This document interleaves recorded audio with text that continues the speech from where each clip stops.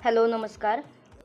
आम्ही काही दिवसांपूर्वी कांद्याच्या साली भिजत घातल्या होत्या. साधारण 2-3 महिने या भिजत घातल्या होत्या आणि त्याचं हे आता फर्टिलायझर तयार झालं आहे. मी हे थोडंसंच दाखवते पण हे साधारण 1-1.5 लिटर पाणी तरी हे फर्टिलायझरचं आहे. तर तुम्ही कांद्याच्या साली तुम्हाला शक्य नसेल 2-3 महिने भिजवत ठेवणं तर एक 8 दिवस किंवा 24 तास जरी भिजत ठेवलं तरी चालू शकतं. किंवा मग कांद्यांच्या ज्या साली असतात त्या पाण्यामध्ये उकळायच्या आणि पाणी थंड झाल्यानंतर त्यात साधं पाणी ॲड करून झाडांना तुम्ही देऊ शकता. यामध्ये भरपूर प्रमाणामध्ये न्यूट्रिएंट्स असतात.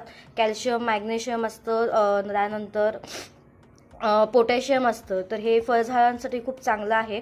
आता आम्ही हे लिंबाच्या झाडाला देणार आहोत. तर हे स्ट्रॉबेरीसाठी सुद्धा देतात. त्यांनी छान स्ट्रॉबेरी या रसरशीत राहतात आणि फळझाडांना देण्याचं कारण हेच आहे की फळं जी लागतात ती छान रसरशीत असतात.